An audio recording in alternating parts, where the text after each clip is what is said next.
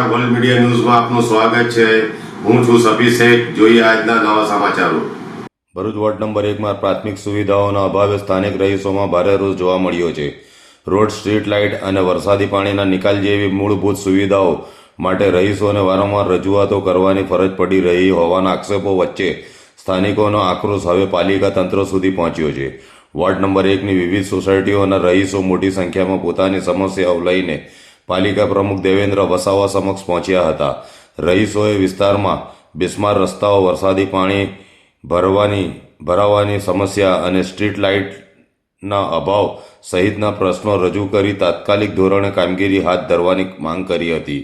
સ્થાનિકોના જણાવ્યા મુજબ વરસાદ પડતાની સાથે જ અનેક વિસ્તારોમાં પાણી ભરાઈ જાય છે, જેના કારણે લોકોને અવરજવર કરવામાં ભારે મુશ્કેલી પડે છે। બીજી તરફ રસ્તાઓ પર ખાડાઓના કારણે પણ વાહન ચાલકો અને રાહદારીઓ પરેશાન થઈ રહ્યા છે। રાત્રિના સમયે સ્ટ્રીટ લાઇટની પૂરતી વ્યવસ્થા ન હોવાના કારણે અંધકારમય રસ્તાઓ પરથી પસાર થવું પણ મુશ્કેલ બની રહ્યું છે।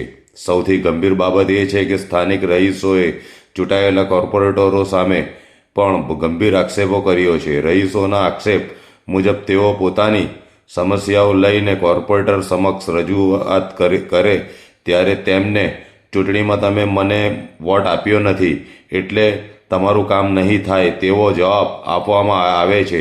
આ આક્ષેપ સાચો હોય તો ચૂંટાયેલા પ્રતિનિધિ દ્વારા મતના આધારે વિકાસના કામોમાં ભેદભાવ કરવામાં આવી રહ્યો હોવાનો ગંભીર સવાલ ઊભો થાય છે। જો કે રહીશો દ્વારા કરવામાં આવેલ આ આક્ષેપ અંગે સંબંધિત કોર્પોરેટરો પક્ષ હજુ સામે આવ્યો નથી, ત્યારે સમગ્ર મામલે કોર્પોરેટરો અને પાલિકા તંત્ર શું સ્પષ્ટતા કરે છે તેના પર સૌની નજર છે। સ્થાનિકોનું સ્પષ્ટ કહેવું છે કે વિકાસના કામોમાં કોઈ એક પક્ષના મતદારો પૂરતા મર્યાદિત ન હોવા જોઈએ।